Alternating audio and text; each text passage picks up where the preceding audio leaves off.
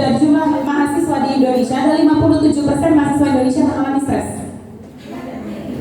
57% mahasiswa mengalami stres. Ini berarti kalau misalnya jenengan bertemu dengan dua orang aja ngobrol gitu ya, ngobrol berdua gini aja berarti tentu satunya stres. Mungkin konsentrasinya atau mungkin tingkatannya saja yang berbeda stresornya. Ada yang levelnya level rendah, ada yang levelnya sedang, ada yang levelnya tinggi. Tapi ada 57% semuanya mengalami stres. Lah stres itu dari mana saja? Coba next, tolong Mbak, next lagi. Coba pikirkan stres apa yang mengganggu pikiran. Bisa teman-teman sekarang kalau punya buku tulis, punya kertas, punya pulpen atau punya notes di HP-nya, tolong mungkin coba list. Saya beri waktu sekarang. Coba tolong list. Next Mbak, tolong. Apa saja yang mau di list? Oh, sebelumnya ada lagi nggak? Dari ya. Next sebelumnya. Saya sampai lupa ini. Oke, terus no, sebelumnya lagi. Itu Mbak yang tentang slide apa saja yang stresor itu. Ini yang bikin sendiri tapi lupa sendiri misalnya yang bikin apa? Oke. Ini ya stresor pada mahasiswa. Stresor pada mahasiswa rata-rata tidak jauh dari ini. Tuntutan akademik jelas. Berangkat ditanya sama orang tuanya kuliah apa, pulang ditanya hari ini kuliah apa. Apakah pernah ditanyain, nak, bagaimana kondisi mentalmu? Aman? Nah, kamu baik-baik saja hari ini? Mungkin kalau kita dulu masih TK, pulang sekolah, orang tuanya nggak bertanya tentang pelajaran. Kita mungkin berharap kita stuck di usia TK mungkin. Ketika pulang sekolah kita ditanya, nah gimana temannya hari ini? Happy nggak? Apa hari ini Anda pernah ditanya begitu ketika pulang ke rumah? Nah, bagaimana kampusmu? Happy nggak? Pernahkah ditanya lagi seperti itu? Nah, paling kalau misalnya sudah menjelang sidang baru ditanyain tiap hari, tiap waktu mau makan ditanya, udah sidang belum?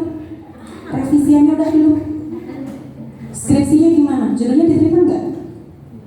Itu kalau orang tua yang paham dengan alur akademik ya. Kalau enggak, oh gak mari-mari sih kampus saya 5 tahun gak mari-mari. Bayar ini wangil. Ya. Yang pertama tuntutan akademik, yang kedua karir. Apalagi sekarang ada namanya tuh penyakit mental mahasiswa, itu namanya apa? Quarter life crisis. Ya, dimana teman-teman semuanya berlomba-lomba sudah pengen jadi konten kreator semuanya. Pengen jadi konten kreator. Anak kecil, anak TK ditanya, kamu cita-citanya apa? Mau jadi YouTuber. Anak kecil ditanya, kamu mau jadi apa? Saya mau jadi konten kreator. Saya mau jadi selebgram. Luar biasa gitu ya. Semuanya itu mengalami namanya apa? Namanya itu adalah sebuah kondisi di mana kita selalu melihat baik-baiknya saja, tidak tahu usahanya. Ya. Nah, itu yang berikutnya, yang ketiga, lingkungan baru. Stres dengan lingkungan baru. Baru selesai kuliah, baru selesai adaptasi, udah dihadapkan dengan PKL, udah dihadapkan dengan KKN, dihadapkan lagi dengan tegang depan sidang dan sebagainya. Ada lingkungan baru yang selalu mewarnai kita setiap harinya. Belum lagi dengan permasalahan-permasalahan yang menimbulkan lingkungan yang baru lagi. Contoh, urusan apa? Asmara. Setelah ketemu dengan satu lingkungan mertua, pindah lagi ke calon mertua lain, pindah lagi ke calon mertua lain. Ada urusan asmara juga. Ada urusan apa lagi? Urusan sosial. Jelas. Kita sudah bukan lagi anak TK, anak SD yang ketika kamu nangis di bangku kemudian ada yang nanya siapa? Ada yang pernah begini ketika SD? Nangis di bangku, terus kemudian berharap ada yang bertanya, aku tahu. Aku. Siapa? Aku tahu. Ada orang lain lagi, aku tahu. Diam. Oh iya kamu. Ya. Kita sudah nggak begini lagi. Kita dihadapkan di mana kita harus menjadi orang yang paling tidak boleh menyatakan perasaan. Harus jadi orang baik dengan tidak enakan. Kenapa kamu kok malah aja disuruh gitu? aku orang yang antipati, dikira nanti aku orang yang gak simpati. Jadi yes man, semua hal diterima aja. Oke. Boleh gak tolong kerjain? Yes. Boleh gak tolong ada project? Yes. Kalau saya enggak yes, nanti saya dibilang yang enggak. Sosial. Ada lagi problem tentang apa? Oh, status digital. Di mana status digital ditentukan dari like terbanyak, ditentukan dari follower terbanyak. Saya ini masuk ke dalam dunia digital bahkan tanpa kesengajaan sedikit pun, Jadi saya nggak sengaja waktu itu ketika zaman COVID, suami tiba-tiba iseng-iseng. Kalau pengajian nggak boleh, santri-santri nggak ada. Gak enak kita nggak belajar jadinya. Oke, jangan mau apa? Aku mau menantang diri sendiri, mau bikin podcast. Akhirnya terus suami mau bikin podcast katanya. Podcast tentang apa? Jangan mau bikin podcast tentang apa gitu. Teman-teman semuanya, terutama pesan teman-teman yang putri ya, tolong jangan hanya sekedar mengandalkan paras, karena dunia membutuhkan manusia yang cerdas. Akhirat itu juga butuh manusia yang paras. Ya, jangan semata-mata karena kita kepengen kelihatan cantik, yang kita jual adalah justru meremehkan diri kita. Kita hanya menunjukkan wajah dan badan saja. Oh tidak, perempuan lebih punya nilai dibanding itu saja. Jadi saya komunikasi dengan suami saya tuh. Suami ngajak bikin podcast. Bukan ngajak sebenarnya, dia bercerita diskusi dengan saya. Lah kalau misalnya kita hanya mengandalkan paras, suami saya bertanya tentang saya mau bikin podcast. Oh lihat wajahku. Emangnya kita mau menghipnotis suami gitu. Ya kan tentu harusnya diajak diskusi dengan apa? Dengan kecerdasan lah. Saya diajak diskusi tentang mau bikin podcast. Ya mau bikin podcast apa? Oh, saya itu dulu background suami saya itu dulu pernah kuliah di Damaskus di Syria. Di mana waktu itu ketika masih tegang-tegangnya perang saudara, kemudian beliau, aku mau menganulir tentang berita tentang Syria, tentang ISIS gitu, tentang ISIS. Aku mau bikin podcast tentang radikalisme, ekstremisme, terorisme. Saya sebagai seorang perempuan receh, saya berpikir, ini kalau orang nonton YouTube biasanya saat jam makan siang, atau kalau gak jam makan siang menjelang tidur, sebagai pengantar mau tidur. Kalau dia mau tidur dibayang-bayangi dengan bayang-bayangan terorisme, ekstremisme, fanatisme apapun itu ya, yang isme kayak gitu-gitu yang menegangkan. Apakah tidur Anda tidak bermimpi buruk? Mimpi buruk tentu kan, mimpi buruk. Bayangannya terus tidur, tiba-tiba ada bom begitu kan. Saya langsung berpikir, boleh jenengan bikin podcast kayak gitu, tapi orang nonton YouTube itu cari hiburan, gak hanya cari pengetahuan. Kalau cari pengetahuan oke, tapi tolong harus ada selipan hiburan. Oh gitu ya? Loh kan ini kan tergantung prinsip. Oh bukan gitu. Kalau kita mau bikin orang mau ngikuti prinsip kita harus bikin mereka enjoy dengan kita dulu. Kalau dia enjoy dengan kita, dia akan mengalir mengikuti prinsip-prinsip kita. Setuju gak? Kita tiba-tiba masuk nih, saya misalnya masuk ke sini, langsung tiba-tiba Assalamualaikum warahmatullahi wabarakatuh, marilah kita mengaji tentang.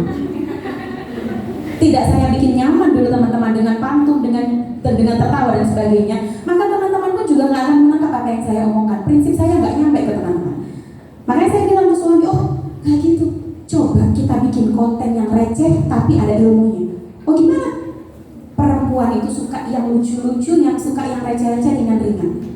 Oh terus gimana? Oke, gimana kalau kita bikin podcast tentang perempuan, ngobrol-ngobrol ngalor ngidul perempuan? Oke, siapa? Jenengan mau undang siapa? Aku mau undang Gus Ahmad Kaffa. Oke, kalau gitu kalau undang Neng Sheila Hasina. Neng Sheila bisa? Oh bisa. Siapa terus yang hostnya? Kulo. Saya waktu itu bukan siapa-siapa, meskipun sekarang saya juga bukan siapa-siapa. Cuma waktu itu kalau mungkin saya lihat itu follower saya paling cuma 700, santri saya semuanya. Meskipun tidak saya suruh, tapi alhamdulillah mereka taat untuk follower saya. Paling 700 orang waktu itu. Terus kemudian tiba-tiba saya, oke, jenengan podcast dulu dengan Gus Ahmad, setelah kulon dengan Neng Sheila. Ngobrol apa dengan Neng Sheila? Saya tanya, Neng Sheila jenengan bisanya apa? Oh saya mau ngisi tentang fikih wanita nih. Oke. Fikih wanita. punya apa aja? Oh nggak ada. Santai aja kita ngobrol. Kita ngobrol tentang bikin wanita, ngobrol. Ternyata satu lagi view-nya suami saya, viewersnya cuma 500, viewers saya 11.000. Waktu itu langsung melejit, karena waktu itu zaman COVID kita semua hanya menghabiskan kuota ya. Ingat nggak? Kita hanya di rumah dapat bantuan untuk menghabiskan kuota dan kita lakukan bantuannya dengan sepenuh hati. Ya. Jadi waktu itu terus kemudian, kok melejit 11.000 followers. Langsung suami saya, setelah teman-teman yang di luar sana nonton podcast saya, terus mereka juga melipir ke podcastku. Oh gitu, oke, berarti benar ya strategi kita. Oke, berikutnya saya undang siapa lagi? Neng Hilma Anis. Oke, coba Neng Hilma. Waktu itu masih awal-awal Neng Hilma Anis. Saya up malam itu langsung 21.000 masyarakat Indonesia yang menyaksikan. Sejak saat itu suami saya paham, ternyata kamu punya kemampuan untuk influence. Oke, silahkan coba. Itu. Jadi sejak saat itu, dari apa? Dari sesuatu yang tidak sengaja. Jadi sebenarnya teman-teman, di dalam hidup itu hanya isinya dua hal. Kalau nggak tragedi ya komedi. Ketika sesuatu itu terjadi hari ini, kita tangisi, kita takuti, kita khawatirkan. Saat itu terjadi namanya tragedi. Tapi setelah tragedi ini kita lalui dan kita berpindah hari, besoknya kita sudah bisa menertawakan itu sebagai komedi. Jadi semuanya hanya tentang kita mau jalan terus atau enggak, gitu aja. Kalau kita jalan terus, kita akan menertawakan yang kita takutin di hari ini. Hari ini kita takut dengan sesuatu, sampai malam kita nggak bisa tidur. Tapi kita akhirnya bisa tidur, besok paginya kita bisa tertawa lagi. Kita jadi brand new day. Kita berubah jadi orang baru lagi. Kita bisa menertawakan apa yang kita takuti di hari ini. Paham? Oke. Jadi ini ya, tolong ya teman-teman sekarang kalau sekarang punya notes, punya buku, kertas, pensil, pulpen atau apapun, silakan tolong ditulis. Tolong saya minta di list aja. Apa sih 5 stresor kalian tentang ini? Jangan sekedar nulis asmara gitu, enggak. Tolong diperinci. Patah hati. Baru beberapa hari yang lalu saya sidang judul nggak diterima misalnya. Tolong catat. Saya beri waktu sekarang 11.08, 11 lebih 10 menit. Tolong ditulis dalam 2 menit. Apa saja stresornya teman-teman, silakan. Kalau bapak-bapak kalau mau bikin stresor juga monggo. Gimana? Stresornya tidak selesai. Stresornya tanggungan ini ya Pak ya, skripsinya anak-anak. Baik, silakan ditulis.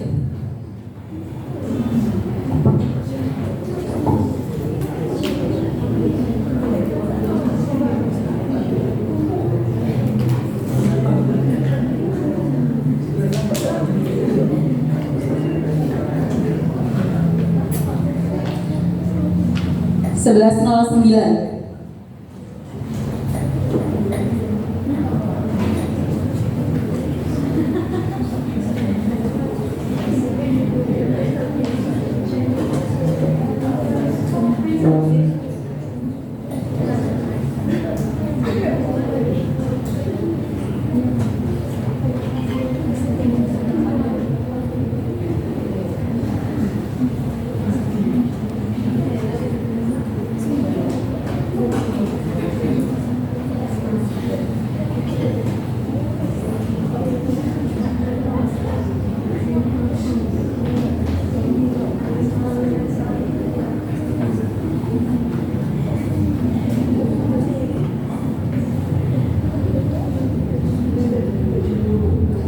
Oke, kurang beberapa detik lagi.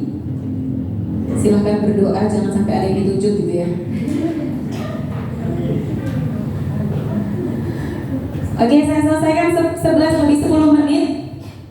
Saya minta barangkali ada volunteer yang bisa maju, baik dari satu laki-laki dan satu perempuan. Monggo, ceritakan stresor kalian apa. Volunteer aja, volunteer saja. Ada yang mau dengan sukarela, mau maju? Silakan. Silakan. Jangan takut untuk terlihat lemah, nggak apa-apa. Lemah itu berarti menunjukkan kita ini masih manusia. Oke, silakan. Kalau saya tunjuk lebih bahaya. Silakan. Yang sudah siap, sudah ada tulisannya, nggak usah banyak-banyak. Kalau memang stresnya hanya satu tapi berat, silakan. Stresnya banyak tapi ringan-ringan, silakan. Ayo, silakan, monggo. Satu perempuan dan satu laki-laki, silakan segera 1, 2, 3. Silakan maju yang perempuan.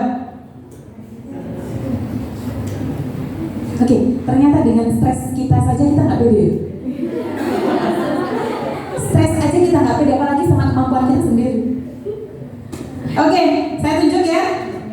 Saya tunjuk, saya minta kepada Mbak yang berjilbab hitam, sebelahnya Mbak berjilbab biru, abu-abu, biru muda. Oke, Mbak, silakan berdiri di situ. Tolong mungkin dikasih mic. Tolong dikasih mic. Yang berikutnya laki-laki nanti saya tunjuk. Silakan fatihai saya biar nggak saya tunjuk. Oke, silakan Mbak dibaca. Stresornya apa kira-kira? Kecemasan apa yang Mbak pikirkan? Oh, Mbak, tolong di next aja, dipindah. Oke, dikembalikan ke yang sebelumnya lagi, balikin. Oke, silakan. Sosial. Tentang Nggak enakan. Mbak nyontek dari contoh saya. Tentang gimana, coba bisa didetailkan?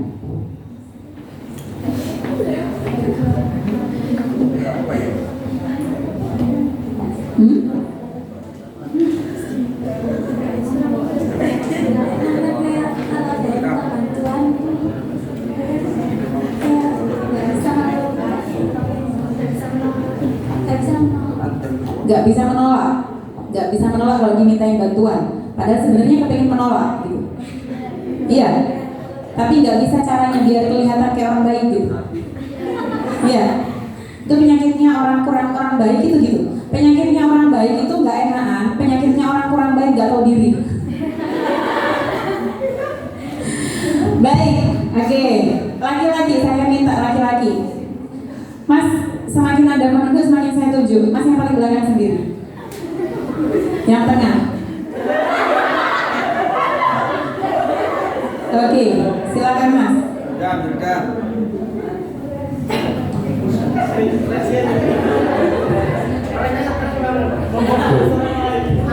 Oh iya benar. Kalau jangan-jangan dia nggak punya stres tapi membuat stres orang lain dulu. Oke, silakan Mas. Kalau tentang kecemasan ya sebenarnya tidak ada yang perlu saya cemaskan. Soalnya saya percaya kepada Allah. Masya Allah. Ketika saya diberi ujian yang sangat sulit ya, setiap ujian itu ada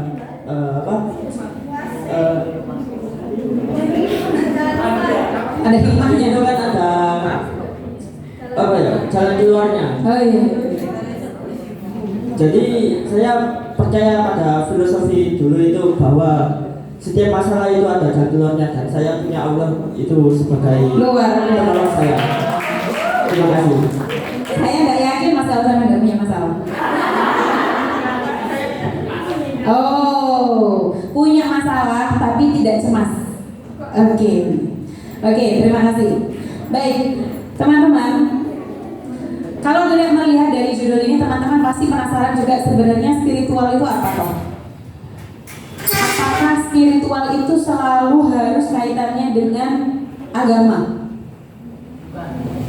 Spiritual apakah harus selalu kaitannya dengan agama? Jadi sebenarnya teman-teman, kalau saya boleh jawab, saya bertanya sendiri, saya juga jawab sendiri. Jadi spiritual itu adalah sebuah kecerdasan. Kecerdasan spiritual adalah sebuah kecerdasan yang mampu menyelesaikan tentang makna dan nilai. Makna dan nilai itu adalah spiritual. Jadi tentang bagaimana hidup saya harus bermakna, bagaimana hidup saya harus bernilai, itu adalah spiritual. Kok kemudian terlabel dalam sebuah agama, maka agama adalah bagian dari spiritual, bagian dari bagaimana kita mencari makna dan nilai dalam hidup kita.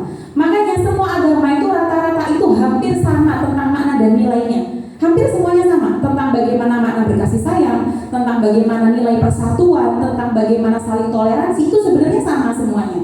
Jadi agama itu bagaimana kita menilai, mempackage spiritual kita dalam koridor agama yang kita yakini, kita percaya, gitu ya.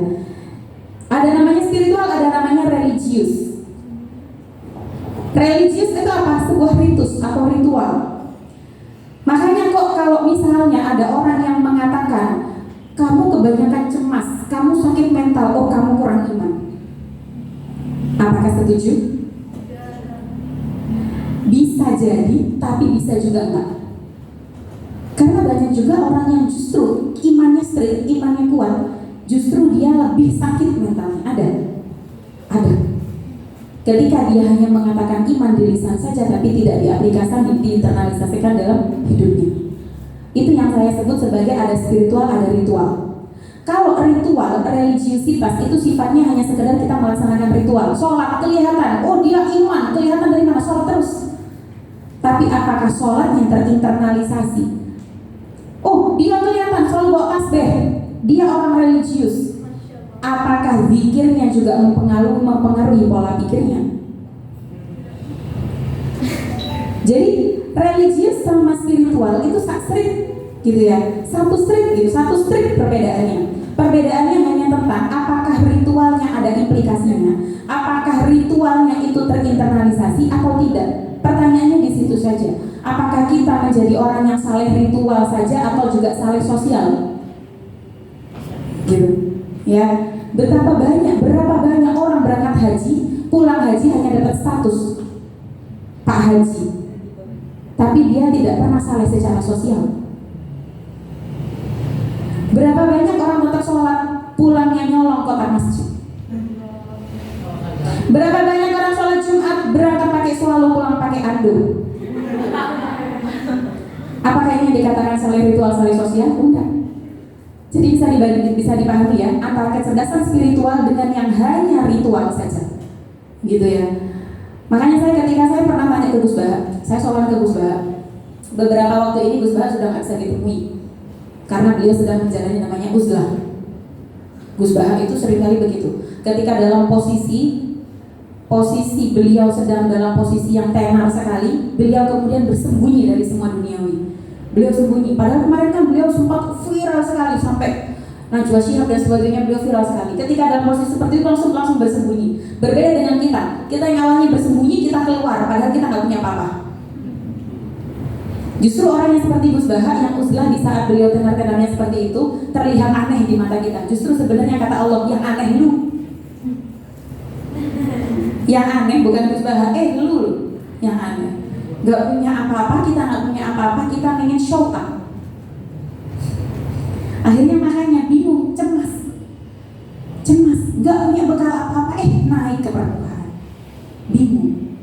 Saya tanya sama Gus Baha, Gus, sebenarnya yang paling penting itu kita itu gimana tuh? Kelihatan orang atau paham? Yang penting ada yang dilakukan. Yang penting kita itu banyak yang mendengarkan atau yang penting ada yang mendengarkan? Katanya Gus Baha, nih gak usah terlalu bingung sama kayak gitu-gitu nih. Dakwah itu simpel.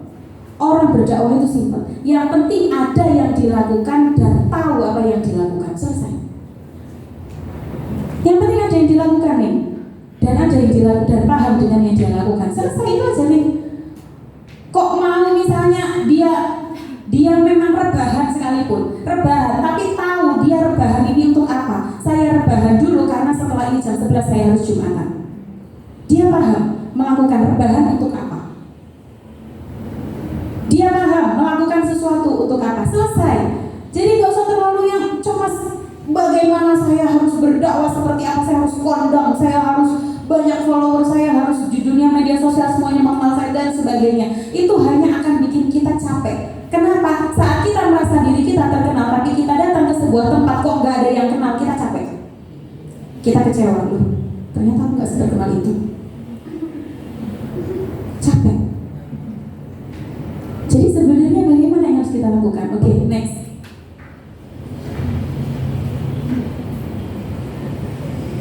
Oke. Segala yang Anda dan saya ingin lakukan sebenarnya berdasarkan motif semuanya kepengen hasrat dan kebutuhan untuk menjadi penting dan besar. Teman-teman semuanya bertahan hidup sampai sekarang sebenarnya kepengennya apa? Kepengennya jadi orang besar. Kepengen jadi orang yang dipentingkan. Iya kan? Dari kecil ditanya cita-citamu apa? Pilot. Sekarang terlihat mustahil. Ada nggak yang pernah punya cita-cita apa ketika kecil? Cita-citanya apa? Paling kalau nggak pilot apa lagi? Dokter. Kalau nggak dokter apa? Presiden. Kalau nggak presiden apa? Kalau nggak presiden apa? Kalau nggak presiden polisi ya, polisi. Kalau nggak itu apa lagi? Guru. Mentok-mentok itu sudah. Karena itu orang-orang yang kita selalu lihat gitu ya. Orang-orang yang selalu lihat. Bisa dibaca ya, sekarang itu menjadi komedi. Dulu tuh udah kayak yang wah harus keren, saya harus jadi pilot begitu ya. Sekarang pilotnya selesai di pulpen saja.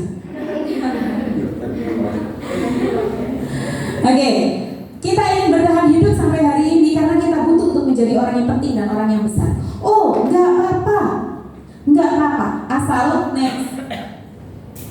next lagi. Oke, sebelumnya Mbak, Oke. Sebentar Mbak, yang potensi tolong. Kok nggak ada ya? Sebelumnya lagi. Gak ada ya Mbak. Maaf ya teman-teman ya. Ya. Manusia ada potensinya. Jadi kita itu sebenarnya sudah lahir itu sebagai orang besar. Buktinya apa? Ketika lahir semuanya merayakan kelahiran kita. Semua ketika kita lahir, kitanya yang nangis, semuanya tertawa. Berarti kita sejak lahir sudah jadi orang besar sebenarnya. Cuma yang membuat kita kerdil apa? Mindset. Semakin kesini semakin kerdil, semakin takut. Teman-teman dulu ada nggak yang pernah jadi putri panggung? Setiap ada panggung haflah, panggung impian mesti muncul, mesti naik pentas, bagian nari. Ada ya? Ada ya? Paling mentok-mentok nyanyinya Magadir gitu. Ya, semuanya nari ya. Semakin salah semakin lucu. Semakin salah semakin lucu. Ada yang jatuh semakin lucu. Ada yang topinya jatuh semakin lucu. Sekarang coba teman-teman nari di depan di sini Magadir. Ada topi yang lepas, malu. Sudah semakin kesini semakin bergeser. Kenapa kita nggak pernah percaya diri lagi seperti dulu lagi? Yang ketika ompong justru ditunjuk-tunjukin, gigiku habis. Sekarang kenapa kita semuanya menutupi diri dengan topeng semuanya? Ditopengi semuanya, make up tebal, baju mahal, dibrandedkan begitu. Karena kita ingin mengangkat status hanya dari sesuatu yang terlihat saja. Yang tidak terlihat tidak pernah kita amati. Ya. Oke. Manusia itu sebenarnya tercipta dengan potensinya juga. Potensinya apa? Potensi hidup dan potensi istimewa. Manusia itu punya dua potensi ini. Potensi hidup yang membuat dia bertahan hidup ada dua. Ada jasmani dan ada naluri. Kalau dia pengen bertahan hidup harus sehat dua-duanya. Sehat jasmani, sehat naluri. Kalau dia pengen dikatai manusia, tidak hanya potensi hidup yang dia openi, tapi juga harus potensi istimewa akalnya. Paham ya? Jadi kalau kita mau bertahan hidup, kita harus memikirkan tentang jasmani dan naluri. Badan kita harus sehat. Dan naluri, kita punya 3 naluri. Ada yang pernah tahu nggak? Ada yang pernah tahu nggak? Kita punya 3 naluri. Sebenarnya, ini masih ke dalam spiritual ya, karena kita tentang belajar tentang makna dan nilai. Siapa yang tahu? Kita punya naluri 3. Kita punya naluri 3. Yang tangki ini harus terisi. 3 tangki ini harus terisi supaya kita bisa menjadi benar-benar manusia, bisa dihargai keberadaannya. Apa itu? Naluri 1, naluri berkasih sayang. Kalau tangki kasih sayang tidak kita penuhi, kita menderita dalam hidup. Iya, menderita. Tapi ini masih dalam koridor naluri. Cinta itu kebutuhan atau keinginan? Cinta itu kebutuhan atau keinginan? Hah? Cinta itu need apa want? Cinta itu ingin atau butuh? Ya, oke. Kalau makan ingin atau butuh? Butuh ya. Oke, saya garis bawahi di sini. Kalau saya bilang cinta adalah keinginan, setuju nggak? Kalau kita sedang tidak dicintai, apakah kita mati? Enggak. Kita nggak mati. Kita nggak baper. Teman-teman, Allah itu menciptakan semua hal ya. Semua hal. Jadi sebenarnya perasaan itu ciptaan Tuhan juga nggak? Perasaan itu ciptaan Tuhan juga nggak? Kenapa perasaan kita tuhankan?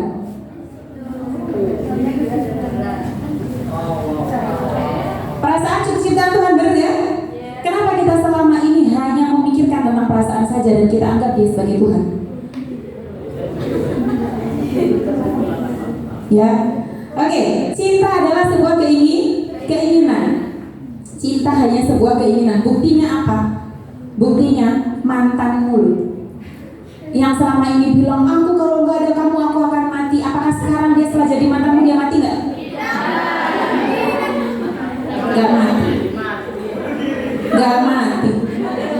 Jadi sebenarnya cinta adalah keinginan. Tapi kalau makan adalah kok kamu jadikan keinginan, kamu harus makan di restoran yang bisa kamu foto. Daripada makan dengan harga segitu hanya makan gengsi, lebih baik dengan harga segitu kamu bisa kenyang. Selama ini kita hanya makan gengsi. Katanya Abah Idris itu, saya pernah dinasihati Abah Idris. Nasihat orang santri itu, nopo Pak? Al gengsi minas syaiton. Gengsi itu adalah sebagian dari setan. Ya. Oke, yang pertama naluri berkasih sayang. Ini yang perlu kita pahami. Kita harus memenuhi tangki kasih sayang kita, tapi tidak dituhankan. Kasih sayang bukan Tuhan. Tidak harus selalu dituhankan. Karena yang perlu kita pahami bahwa ketika kita menggelindingkan satu bola ke sebuah pintu, tidak selalu bola itu keluar dari pintu yang sama. Ketika kita melemparkan cinta pada satu hati, tidak tentu hati itu melempar balasan cinta yang sama. Bisa jadi dia keluar dari sumber yang lainnya. Paham? Mungkin kita ingin dibalas oleh orang itu, tapi ternyata tidak berbalas. Maka jangan khawatir, ada pintu yang lain yang sedang terbuka. Maka tugas kita adalah tetap baik pada siapapun. Tetap baik pada siapapun. Katanya Gus Baha, al-insan abdul ihsan. Al-insan abdul ihsan. Manusia itu adalah budak orang yang baik pada dirinya. Manusia adalah budak dari orang yang baik pada dirinya. Kalau kita dibaikin sama seseorang, kita pasti akan rela memberikan apapun kepada dia. Ya, jadi perlakukan baik aja, berkasih sayang aja sama semuanya. Ya. Oke, terus yang berikutnya ada naluri yang kedua. Naluri yang kedua apa? Naluri eksistensi diri. Naluri ingin diakui. Naluri ini yang membuat kita berusaha ngejar karir, ngejar ngejar akademik, ngejar apa, semuanya kita kejar. Kita memperbesar rumah, setelah memperbesar rumah kita beli mobil mewah, setelah beli mobil mewah dan sebagainya. Untuk apa? Supaya terlihat eksis. Yang perlu kita pahami koridornya adalah di atas langit masih ada langit. Di atas yang kita inginkan menjadi besar, di atas kita ada yang maha besar. Saya teringat Abah Idris ketika membangun pesantren Bait Al-Hikmah dengan 13 hektar itu. Kita tanya Abah gak ada uang Abah ini untuk membangun. Ya Idris bilang, Allah karim. Allah karim. Allah iku moho gede, moho aku. Wis to, duit teko Gusti Allah kabeh. Jadi memang benar, selama kita memang berpegangan seperti itu, selama kita memahami bahwa nilai dan makna hidup kita itu ada yang pegang, kita nggak akan khawatir dengan apapun. Jadi boleh kita eksis, tapi harus dipahami, kita akan capek ketika kita mengejar kita lebih dari orang lain, tapi kita tidak pernah berpikir tentang lebih dari diri kita yang kemarin. Sebenarnya yang penting eksis itu apa? Eksis itu yang penting kita lebih baik daripada yang kemarin, bukan lebih baik daripada orang lain. Karena kalau kita semakin mengejar lebih baik daripada orang lain, akan ada orang lain yang berikutnya. Kita capek. Ya, anxiety ini kan sebenarnya kecemasan yang kita nggak tahu penyebabnya apa. Pokoknya cemas aja, takut aja begitu. Kalau ketakutan jelas, kamu takut apa? Genderuwo ada. Kamu takut apa? Takut kecelakaan ada, memang kasusnya ada. Tapi kalau cemas itu belum melakukan sesuatu, belum menyiapkan sesuatu, udah takut duluan, itu cemas. Dan sekarang anak-anak sekarang itu seringnya begitu.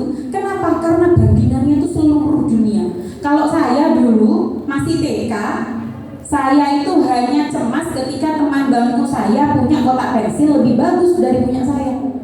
Punya kamu bagus kok, orotannya bisa keluar. Kok ketika dipencet begitu itu tiba-tiba pensil bisa keluar sendiri. Saya mungkin waktu itu cemas ketika teman duduk saya itu yang kotak pensilnya lebih bagus.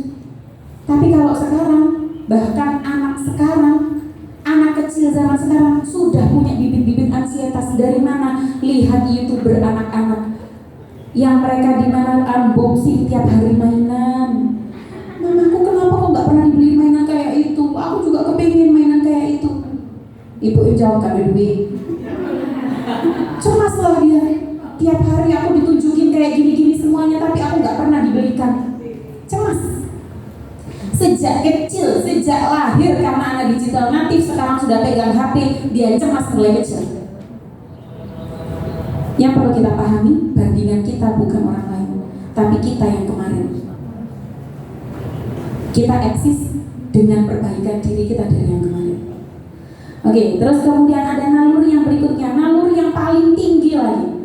Tiga naluri tadi, dapat apa aja naluri? Naluri kasih sayang. Kita harus mendapatkan tadi kasih sayang dari siapapun, harus dari orang tua nggak bisa ngasih, bisa dari orang terdekat kita. Orang terdekat kita nggak bisa ngasih, pasti orang tua ngasih. Allah nggak mungkin nggak adil, pasti Allah mendatangkan orang baik dalam hidup kita. Terus kemudian yang kedua, naluri apa? Naluri eksistensi diri. Naluri kita ingin jadi orang penting. Naluri kita ingin dianggap. Naluri kita ingin diakui. Yang terakhir, yang paling tinggi adalah naluri apa? Naluri bertuhan. Naluri bertuhan. Ini 3 naluri yang bikin kita ingin terus hidup. Banyak loh mahasiswa yang tiba-tiba lompat dari gedung kampusnya, mengakhiri hidupnya. Bahkan beberapa waktu yang lalu yang mahasiswa yang UNER itu ya, yang di dalam mobil meninggal. Betapa banyak manusia-manusia yang seperti itu sekarang, mahasiswa-mahasiswa. Jadi sebenarnya apa? Penuhi hidup kita dengan 3 naluri. Naluri bertuhan, naluri berkasih sayang, naluri eksis. Kita tunjukkan siapa kita. Kita tunjukkan dengan cara apapun, dengan cara yang sengaja atau tidak sengaja. Seperti cara saya tadi. Yang penting kita percaya sama diri kita, nggak usah dibanding-banding. Teman-teman pernah membaca feed saya nggak? Saya kemarin baru menulis loh. Saya baru menulis kemarin tentang apa? Bahwa selama ini kita tidak pernah percaya dengan diri kita sendiri. Hanya kita ingin membandingkan diri kita dengan orang lain. Kita ingin terlihat sempurna di mata orang, tapi tidak sempurna di mata kita sendiri.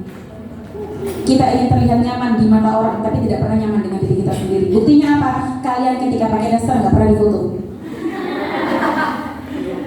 Padahal ketika pakai daster kamu tertawa nggak? Happy nggak? Happy. Setelah pakai baju dengan bagus seperti ini nggak nyaman, pulang pakai daster. Enak. Apakah ketika dasteran pernah difoto? Enggak. Ya. Jadi seperti itu. Jadi selama ini ternyata eksistensi diri kita tidak pernah menunjukkan kepercayaan diri kita. Itu. Ya. Oke, terus kemudian yang berikutnya, ketika kita sudah jasmani dan naluri kita penuhi, ada validasi dan verifikasi terakhir tertinggi. Apa itu? Akal. tanya sama akal. Contoh apa? Sekarang kita kepengen eksis, kita joget-joget di TikTok. Joget-joget di TikTok. Apakah ketika joget-joget di TikTok teman-teman malu nggak kira-kira? Oh malu. Buktinya apa? Pasti cari tempat yang sepi. Bahkan bikin konten di Suramadu aja tunggu nggak ada mobil. Nggak ada mobil, baru joget-joget. Jadi sebenarnya kalau misalnya memang itu malu, kenapa dipertontonkan kepada semua orang? Itu sebenarnya bisa nggak ditanyakan ke akal? Hei akal, sebenarnya kamu malu nggak? Kalau misalnya saya nggak malu, kenapa saya harus sembunyi-sembunyi? Tapi kalau saya sembunyi-sembunyi, kenapa saya umumkan ke publik? Pernah mikir nggak gitu? Ya. Jadi sebenarnya kita selama ini tuh ngejar apa? Ngejar sempurna di mata orang. Akhirnya kita cemas berlebihan. Kita cemas berlebihan. Kita nggak pernah kemudian berpikir aku nyaman nggak? Oh yang penting aku pakai barang branded padahal kawin. Ya.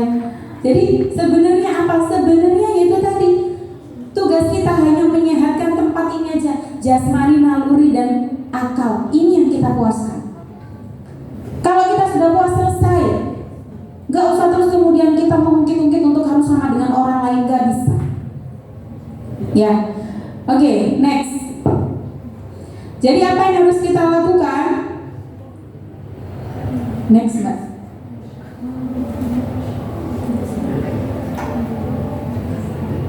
Oke, atasi stres dengan stres. Oh, ini berat ini. Atasi stres dengan stres. Stres, S yang pertama self disiplin. Disiplin dengan diri kita sendiri. Kita dalam hidup pilihannya dua. Apakah kita mau sakit karena kita terlalu disiplin dengan diri kita, atau yang kedua kita sakit karena menyesal karena kita tidak pernah disiplin. Pilihannya dua aja dalam hidup. Silahkan, apakah kita mau sakit karena kita disiplin, atau yang kedua kita menyesal karena kita tidak disiplin. Silahkan dipilih sendiri. Hidup itu hanya pilihan. Bahkan tidak memilih itu juga adalah pilihan. Golput pilihan nggak? Pilihan. Bahkan memilih untuk rebahan itu juga pilihan. Tapi yang penting tadi kamu tahu apa yang harus kamu lakukan setelah istirahat. Ya. Self disiplin. Saya jadi ingat tentang pelajaran dari Mbak Safiera. Nonton Clash of Champions? Nonton ya? Kok hanya tontonan aja? Nggak jadi tuntunan? Apalagi jadi tuntutan? Cuma nonton aja gitu ya. Wah Mbak Safiera masuk KAIS, mulai SMA udah di Korea. Kita juga kepengen ke Korea, hanya nonton. Kenapa nggak pernah kita tuntutkan juga pada diri kita sendiri? Oh, Safiera punya konsep Pomodoro ya kalau nggak salah. Dia belajar hanya 40 menit Dia belajar 40 menit sehari, terus kemudian istirahat 15 menit, belajar lagi 40 menit, istirahat lagi 15 menit, HP disembunyikan. Itu metode dia kok bisa sampai jadi masuk ke Clash of Champions, masuk KAIS. Wah keren ya Mbak Safiera, aku mau mencoba. Apa yang terjadi setelah mencoba? HP yang 40 menit, 15 menit tidur. HP yang 40 menit, 15 menit makan. HP yang 40 menit. Karena apa? Karena nggak bisa menyuruh diri kita, menuntut diri kita untuk push the limit. Sampai ke limitnya, sampai secapeknya. Saya sama suami itu gitu. Saya sama suami sering tiap hari itu punya kondisi di mana sore itu kita ngakak bareng. Kenapa? Karena capek seharian, habis acara kemana, habis itu kita sampai selesai ngakak bareng. Ada yang lucu enggak? Kita hanya ketawa aja. Ketawa kenapa? Karena kayak sudah capeknya itu sampai keluar bulu kuduk begitu, geringgingan gitu ya, sampai geringgingan semua badan kayak gitu. Tapi terakhir kita ngapain? Dengan capek, iya capek apa? Manfaat, oke. Selesai. Daripada capek maksiat. Ya. Jadi sebenarnya self disiplin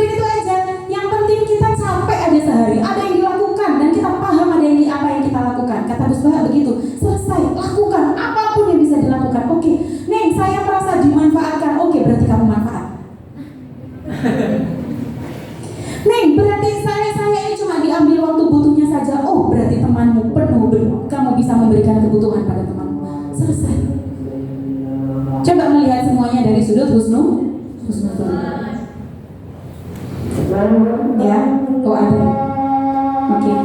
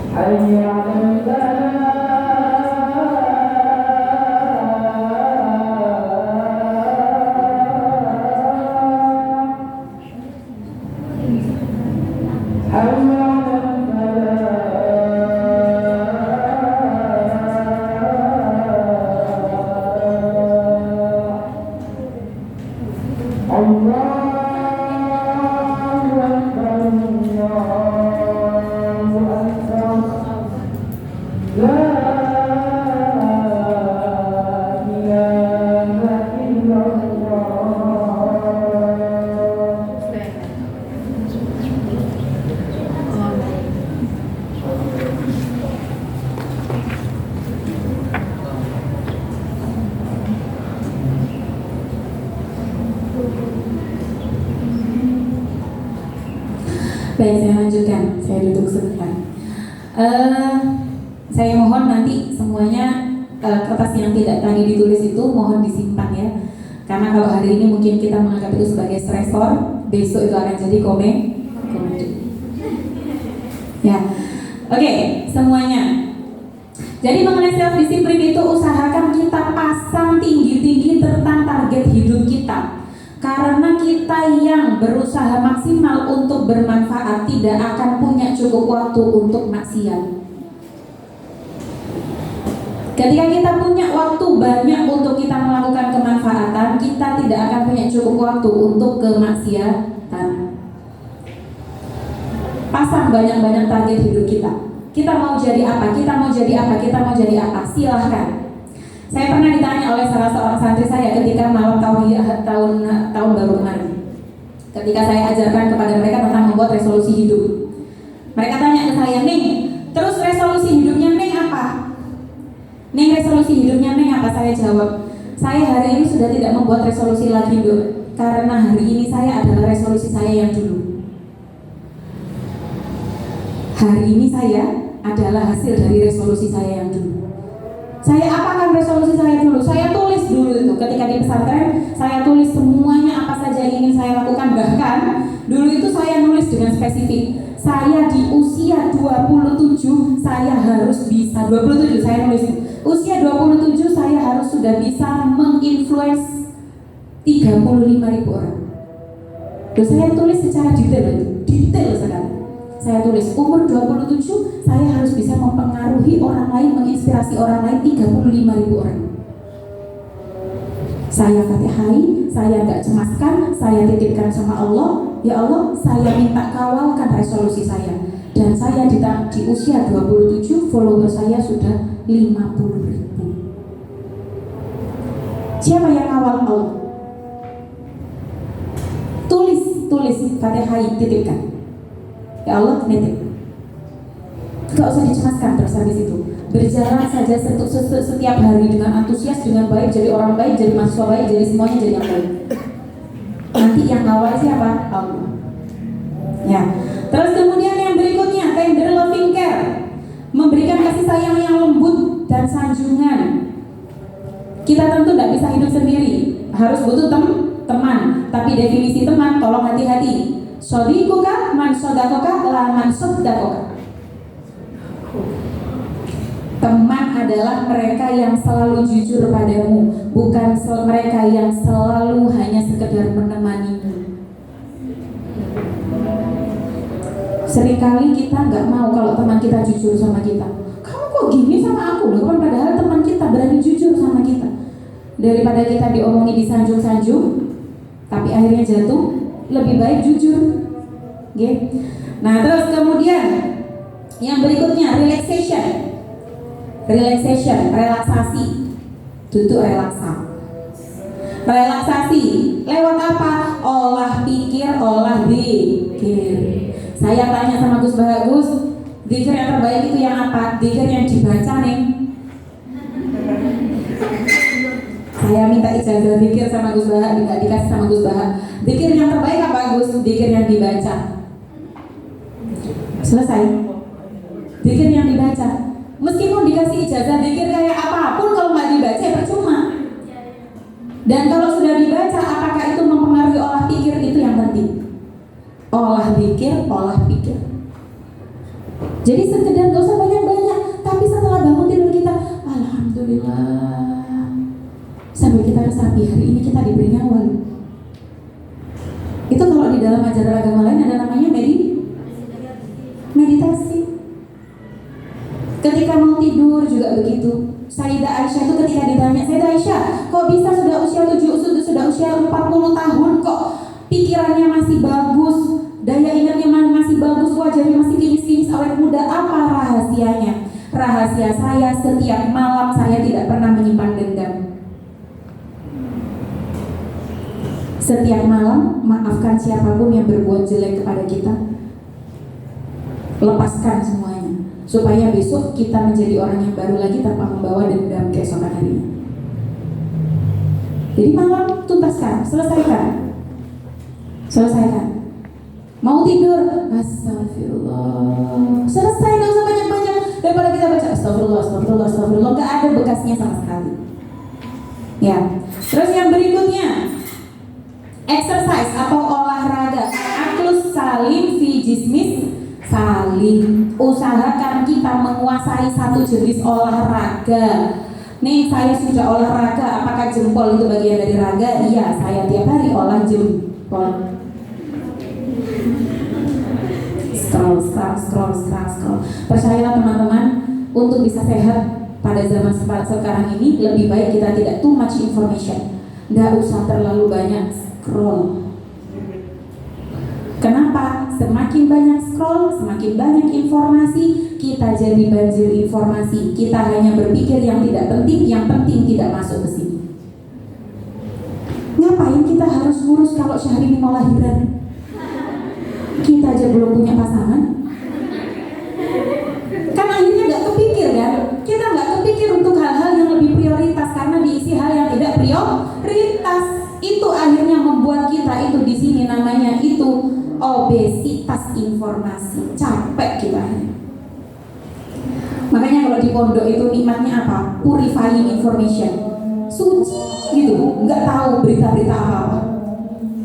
Enak, nyaman gitu.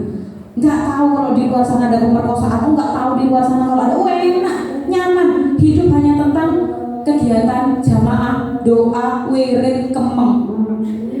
Itu aja enak, luar biasa. Makanya saya saran, kalau kamu capek, penat dengan dunia ini, taruh HP-mu, tinggalkan. Puasa gadget, puasa medsos sebentar. Jangan sekedar puasa nggak makan saja, tapi taruh gadgetnya, puasa. Bisa kan? Loh, itu mengurangi cemas, bener. Terus yang berikutnya, sense of humor, terapi ngangkat seperti yang saya ajarkan. Kita harus punya teman yang bisa memberikan humor, warna dalam hidup kita. Penting. Jadi usahakan tiap hari kita tersenyum, ngangkat, usahakan itu. Lewat teman atau lewat diri kita sendiri, atau kita usahakan sendiri nonton-nonton yang lucu-lucu, silakan. Tapi yang penting kita harus punya humor dalam sehari. Untuk apa? Pernah dengar nggak? Senyum itu bukan karena, itu tulisan saya sih. Senyum bukan karena tidak ada apa-apa, tapi tersenyumlah supaya tidak ada apa-apa. Senyum itu bukan karena tidak ada apa-apa, tapi tersenyumlah supaya tidak ada apa-apa. Senyum saja. Ya, tapi harus tahu tempat, harus tahu tempat ya. Nggak ada apa-apa gitu. Ya, nggak ada apa-apa gitu ya, murung-murung ngakak. Katanya disuruh sense of humor, bukan humor kalian ya, horor. Baik, terus yang berikutnya, yang terakhir dari stress ini adalah, yang terakhir adalah seek help from others. Seek help from others, mintalah bantuan sama orang lain, berkolaborasilah, karena hidup itu yang penting kita tambah baik, bukan balapan baik. Yang penting kita tambah baik, bukan balapan baik. Apalagi balapan nikah. Hidup itu yang penting kita jadi orang baik, bukan berbalapan jadi orang baik. Enggak usah balapan, yang penting baik. Ya, seek help from others ini saya kenalkan, ada sebuah manajemen namanya manajemen 3D, teman-teman. 3D. Tadi menjawab dari Mbak yang gak enakan tadi ya. Saya ini mempraktekkan, tolong ini dipraktekkan bagi orang-orang baik hati yang tidak enakan, tidak sombong, yang selalu sopan. Baik, ada manajemen 3D namanya. Ketika teman-teman bisa melakukan itu dan tidak ada orang lain yang bisa lagi melakukan itu selain kita, maka do it, ambil itu, lakukan.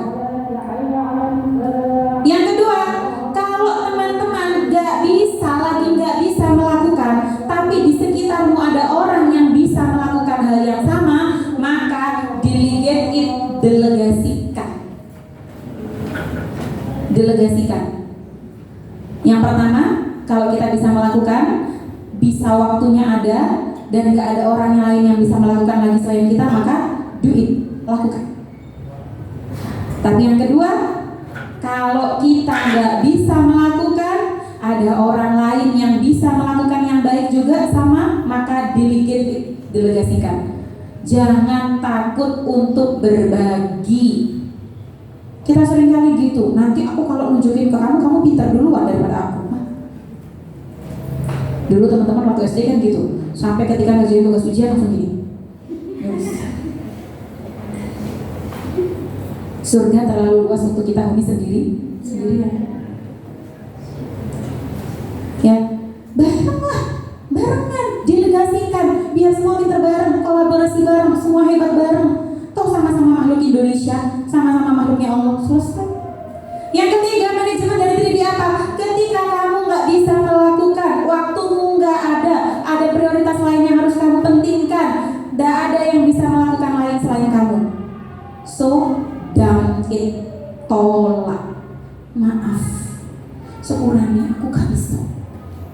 Lebih baik berkata hari ini saya gak bisa melakukan apa-apa, daripada kita melakukan tapi ujung-ujungnya terjadi apa-apa.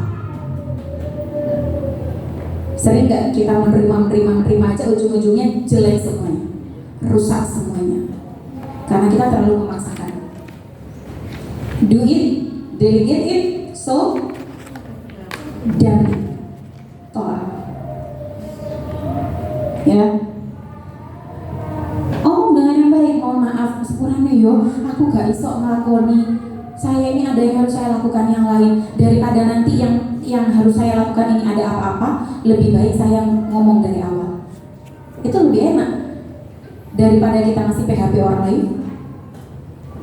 Ya, sepurane ya, saya belum bisa menerima perasaanmu karena ada prioritas yang lain yang harus saya ambil.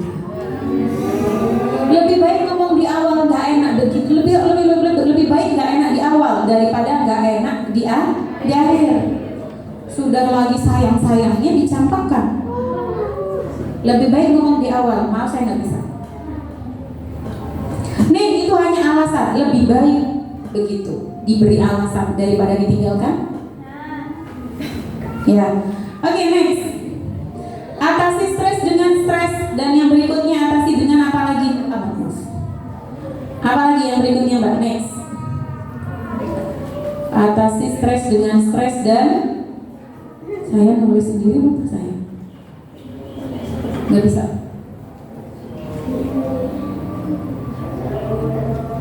Ada lagi tuh dosa gitu kalau nggak salah. Kok saya di sini dosa. Stres dan dosa, kok tulisannya kok lele. Nah, sebelumnya Mbak. Nggak bisa.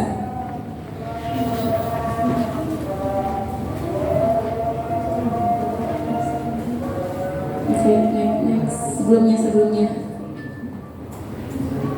Oke, ini ya. Dosa, apa itu? Doa dan tawakal. Yang pertama, doa dan tawakal. Oke, teman-teman, di dunia ini ada hal-hal yang tidak bisa kita kerjakan sendiri. Ada hal-hal yang bahkan sudah kita kerjakan ternyata hasilnya tidak sesuai. Banyak hal yang tidak sesuai. Kenapa? Karena ada hak prerogatif Allah, ada hak prerogatif kita. Ikhtiar adalah ranah kita, tapi hasil dari ikhtiar adalah ranah Allah. Tugas kita hanya usaha aja. Urusan hasil jangan mendikte Allah. Ya Allah, saya sudah usaha, kenapa hasilnya begini? Itu salah kita. Kenapa kita memutuskan hasilnya? Gak usah diputuskan hasilnya. Hasilnya apa kata Allah? Saya dulu, teman-teman, ketika di pondok, saya pernah sembunyi-sembunyi dari orang tua saya tes kedokteran di Surabaya. Orang tua saya gak mengizinkan soalnya. Jangan ambil jurusan kedokteran. Waktu itu saya nggak tahu alasannya kenapa. Akhirnya saya coba tuh tes kedokteran di Surabaya, di UNER juga. Saya tes, waktu itu saya lolos di seleksi tahap pertama. Tapi setelah seleksi tahap kedua saya harus pemberkasan. Pemberkasan apapun itu tentang urusannya harus dengan orang tua. Slip gaji apa dan lain-lain. Akhirnya saya hubungilah orang tua saya. Saya harus minta ini. Kenapa? Kamu bukannya udah keterima? Iya, tapi saya pengen nyoba kedokteran. Loh kan gak boleh. Saya tanya orang tua saya, kenapa Tobi kok gak boleh? Kata abi saya, nah, abi itu lebih seneng sama nyekel buku, nyekel kitab daripada nyekel buku umum.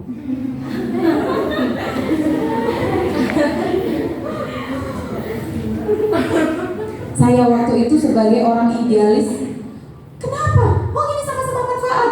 Dalam hati, tapi saya tidak protes. Ini sama-sama manfaat. Saya ngajar kayak atau saya ngurusi kesehatan orang, ini juga sama-sama manfaat. Kenapa saya nggak boleh? Sampai di titik ternyata saya tidak diterima. Saya tidak diterima. Akhirnya kemudian saya biarkan, saya ikuti jalannya Allah, saya ikuti alurnya. Saya baru bertemu dengan hikmahnya setelah saya sudah menikah. Oh iya, andaikan dulu saya ikut keinginan saya untuk jadi dokter, saya nggak bisa ngopeni santri. Saya harus ngopeni pasien, dan saya nggak akan berdiri di sini hari ini. Jadi sebenarnya semua penerimaan itu hanya tentang waktu saja. Yang penting usaha. Urusan hasil jangan didikte. Itu Allah yang mengusahakan. Oke, usaha aja. Pokoknya jadi orang baik, tiap hari jadi orang baik. Hari ini jadi orang baik, jadi teman yang baik, jadi mahasiswa yang baik, jadi orang anak yang baik untuk orang tua kita, jadi apapun yang baik. Nanti takdir baik yang akan datang. Oke. Terus yang berikutnya, organize it. Kita belajar untuk mengorganize. Saya punya di dalam catatan saya, di note saya itu semuanya, mulai dari to-do list target saya, menulis apa, saya mau bikin konten apa, itu saya tulis semuanya. Karena otak saya tidak cukup untuk mengorganize apa yang harus saya lakukan. Tulis. Organize. Termasuk mengorganize waktu kita. Saya punya metode namanya cut off time. Cut off time itu apa? Kita harus punya kandang waktu. Kalau habis dari kampus, ya sudah, selesaikan urusan kampus, jangan dibawa ke rumah. Urusan di rumah selesaikan di rumah, jangan dibawa ke kampus. Urusan di kamar mandi selesaikan di kamar mandi, jangan dibawa keluar kamar mandi. Aku gak enak perut hari ini, mana yang baik dong sama aku? Apa urusannya? Selesaikan di kamar mandi.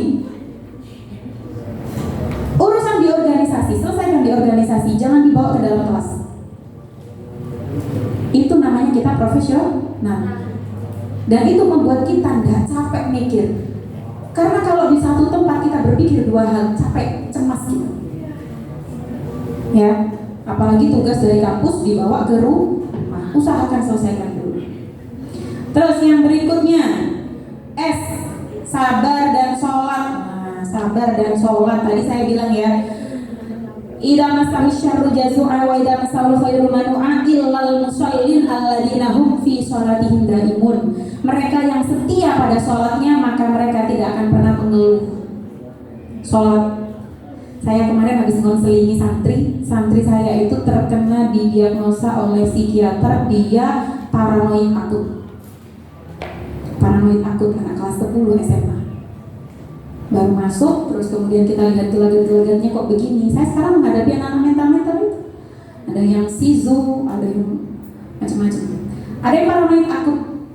Dia takutan sendiri, dia ketakutan dengan semua orang. Bahkan dia pernah ketakutan dengan sedotan. Sedotan ini membunuh saya. Macam-macam sampai ke halu gitu. Jadi akhirnya waktu itu saya minta apa? Waktu itu dia nggak ngomong sama sekali, dia puasa ngomong. Karena dia takut kalau ngomong dia salah. Akhirnya dia takut, dia nggak ngomong sama siapapun, cuma ngasih kode-kode aja. Nah, ayo salam jamaah. Kamu mau makan? Nggak ngomong belas dia. Akhirnya waktu itu saya panggil, saya masuk ke kamarnya lagi ya. Ya saya masuknya ya pas waktu anak-anak sekolah semua, saya izin sama pengurusnya. Saya masuk gitu. Saya boleh izin masuk gini. Baru mau ngomong gini. Boleh saya minta tolong sampai wudhu? Nggih, wudhu. Boleh saya minta sampai sholat duha? Nggih. Sholat duha sujud yang lama ya, nggih nih. Sujud lama. Nggak lama saya lihat bahunya berguncang. Nangis dia. Sujud lama. Habis itu saya panggil setelah dia salam, saya ajak ngobrol. Urip itu capek gini. Nangis. Mau cerita capeknya gimana ke nih? Ya sudah, kalau sudah siap nanti cerita ke nih. Nih. Terus saya kemana-mana mesti bawa tasbih ini. Tasbih ini saya titipkan ke dia. Neng titip tasbihnya neng, tolong ditambahi. Neng khawatir gak bisa banyak zikirnya, tolong tambahi zikirnya. Nggih. Setiap pagi tasbihnya harus dicas, harus ke dalam, nggih. Dia akhirnya setiap pagi ke dalam untuk ngecas. Setiap pagi juga saya ajak ngobrol. Kamu gimana kemarin? Zikirmu nyampe berapa? Ini dan sebagainya. Awalnya nggak mau ketemu sama ibunya datang ke pondok dia nggak mau ketemu. Sekarang, wah happy dia sama ibunya. Terapi apa? Sholat, sujud lama. Keluarkan penat-penatnya, capek-capeknya, keluarkan semuanya. Zikirnya juga yang panjang, nggak usah banyak-banyak panjang, cuma sekedar Allah, gitu aja. Keluarkan aja sama Allah. Ya Allah, capek. Astagfirullah, gitu banget hidup. Bilang gitu sama Allah. Cuma gitu aja. Ya Allah, kok gak sama kayak hasil ini yang saya inginkan. Bilang, gak usah panjang-panjang bikin, gak usah banyak-banyak. Cukup panjangkan ekornya aja. Allah, astagfirullah, selesai. Gitu toh. Itu namanya relaksasi. Tiap hari bangun tidur. Ya Allah, ketemu apa lagi ya Allah, kuatkan. Gitu toh. Sebenarnya sejatinya kita sedang dikir adalah haula wala quwata illa billah. Ya, gitu. Sabar itu bukan tentang kita nggak boleh marah-marah, tapi tidak tergesa-gesa dengan hasil hidup kita. Gak usah tergesa-gesa, nyampe. Oh yang penting finishnya sama kok, surga. Mau kamu jungkir balik, mau kamu koprol, mau kamu kayak gimana pun enggak apa-apa, silahkan. Yang penting sama-sama nyampe surga. Gak usah lebih cepat daripada orang lain, gak usah. Bebannya orang itu gak sama. Kita mau cepat larinya ke surga, pengen cepat-cepatan jadi orang baik. Ngapain? Beban orang nggak sama. Ada yang bebannya orang tuanya, ada bebannya ekonomi, ada bebannya temannya, macam-macam. Nggak usah cepat-cepat. Terus yang terakhir, akal. Selalu tanyakan semua hal kepada hidup kita itu kepada akal. Tanyakan sama akal. Akal, kira-kira ini cocok aku cemaskan atau enggak? Enggak penting, enggak usah.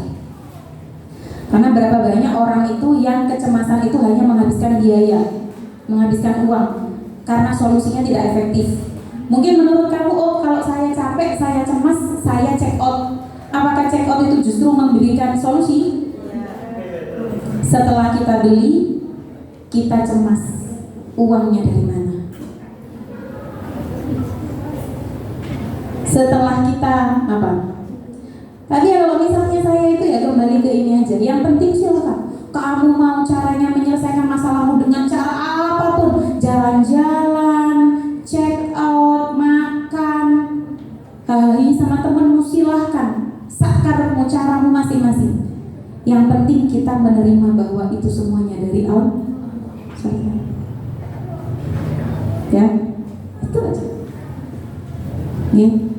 Jadi bismillah, tidak ada namanya overthinking, tidak ada namanya insecure, tidak ada namanya anxiety, apapun itu bentuknya. Mau cemas dengan apapun, nggak perlu. Mencemaskan sesuatu tanpa persiapan itu nggak masuk akal. Mencemaskan sesuatu tanpa persiapan itu nggak masuk akal. Ya, gitu. Terus next, Mbak. Self suggestion and next squeezing ini sebenarnya teori psikolog, Mbak. Teori psikolog, dan ini ternyata ada di waktu sholat kita. Waktu sholat kita apa? Ketika tahiyat akhir, kita habis itu terakhir dari rukun sholat apa? Salam ya. Assalamualaikum warahmatullahi wabarakatuh. Assalamualaikum warahmatullahi wabarakatuh. Itu sebenarnya sangat bisa sebagai mediasi. Itu ada namanya itu next squeezing, self suggestion. Jadi ketika kita salam tuh, ketika di kanan keluarkan semuanya, rekam syukur kita hari ini. Ketika ke kiri keluarkan semuanya, rekam dosa kita hari ini. Tapi beneran langsung ke kanan, mulai beneran Assalamualaikum warahmatullahi wabarakatuh. Keluarkan sabar memori syukur, keluarkan. Assalamualaikum warahmatullahi wabarakatuh. Keluarkan juga. Jadi sholat akhirnya jadi relaksasi kita. Sujud, setelah sujud ditutup dengan next squeezing. Ini. Makanya sampai kalau capek, apa yang sampai lakukan? Ini tidak ada hasil apapun. Sebenarnya yang paling benar itu menggerakkan leher, tapi sambil bermeditasi. Assalamualaikum warahmatullahi wabarakatuh. Keluarkan yang jelek-jelek. Hari ini apa? Dipikir-pikir lagi. Ya Allah, kok gini banget hidup. Kanan kiri lagi, dipikir lagi. Ya, ini kalau masih belum selesai kanan kiri, ya nggak usah ditambahin. Assalamualaikum lagi, nggak usah. Ya, hanya cukup 2 kali. Tapi benar-benar diingat, dikeluarkan. Terus next. Yang terakhir dari saya, tidak semua manusia bisa kita puaskan dan tidak semua masalah bisa kita pecahkan. Sekali-kali solusi dari semuanya adalah menerima kenyataan. Terima kasih dari saya. Wassalamualaikum warahmatullahi wabarakatuh.